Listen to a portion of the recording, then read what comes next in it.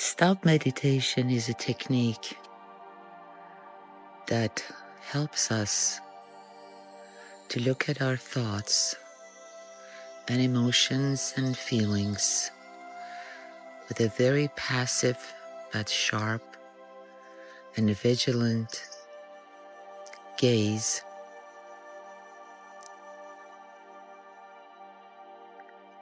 And this, little by little, allows us to not have so much dialogue daily with our mind, and also takes away the reactive life, the ups and downs of emotion and feelings and thoughts.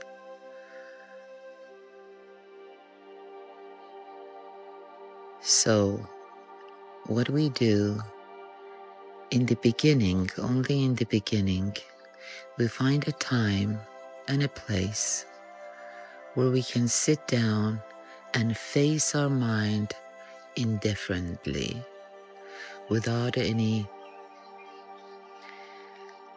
cooperation or mixing. We just sit down, close our eyes or with the eyes open. We take our gaze inwardly and find the silence. And when the thoughts or feelings or any uncomfortableness in our body, we just look.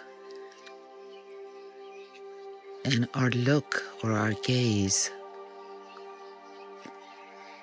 is very stable, very piercing.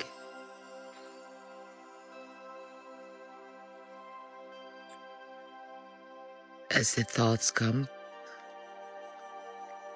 we show no reaction and no association. If the thoughts are disturbing, we stay strong more and more. We just look as if we're looking as in a scenery that we have no interest, but it is in front of us. As we do this practice, what happens is we find a separation from ourself and our mind and our thoughts. And then the obedience and identification with feelings, emotions, thoughts, past, future, lessen more and more, and we find strength, expansion, and freedom. And eventually, this practice has to be at all times, with the eyes open, with activity, and any part of our daily life.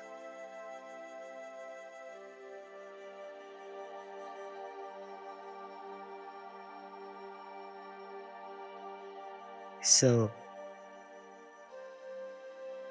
practice makes us really be expert in just watching and allowing everything be as it is. And yet we become a watcher rather than active participant in the activity of the mind. Eventually, every human being that desires happiness, tranquility, equanimity, and freedom has to realize that the mind thinks, and we do not have to follow, mix, obey, or get affected by it. And this way, the identification with who we are not, as mind and thoughts and this and that would listen less and less. And eventually we stay as pure I am rather than being this and that at all time. And we have capability by this practice to get off the roller coaster of emotion, feelings, and thought.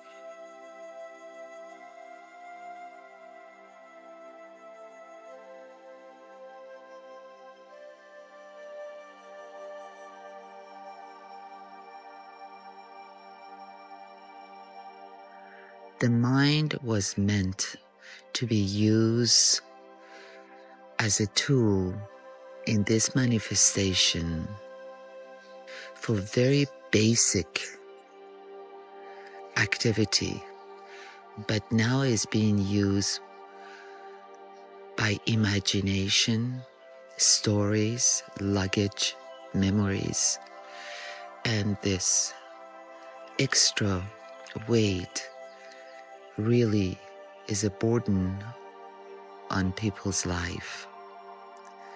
So there is no way of realizing the pure consciousness if we are one with every thought, emotion, feeling, concept, and belief that we have accepted.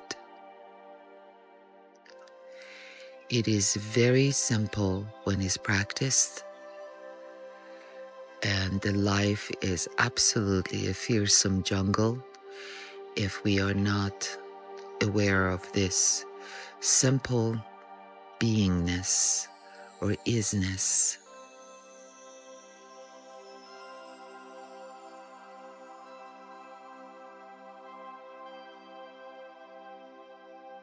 This is the base of our way back home, meaning going back to our natural state, which was untouched by so many information, so many learning, and so many believing. So no matter where we start, whether we are young, middle-aged, or old, whether in this lifetime or next lifetime, there is no way that one can feel happiness and freedom while mixed in the contradiction, instability, and finiteness of the mind.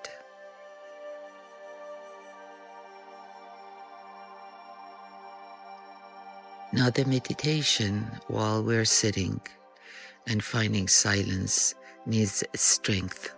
For the beginners that have been a slave to the mind and find themselves in a depression or an anxiety or any other unpleasant feeling, it is harder, but you have to find strength to not move,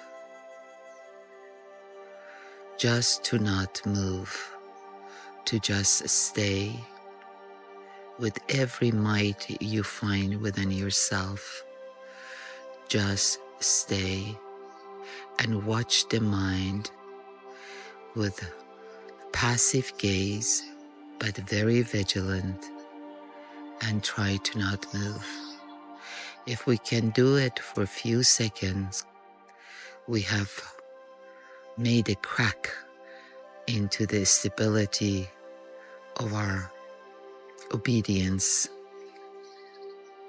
to the mind and emotion and feelings.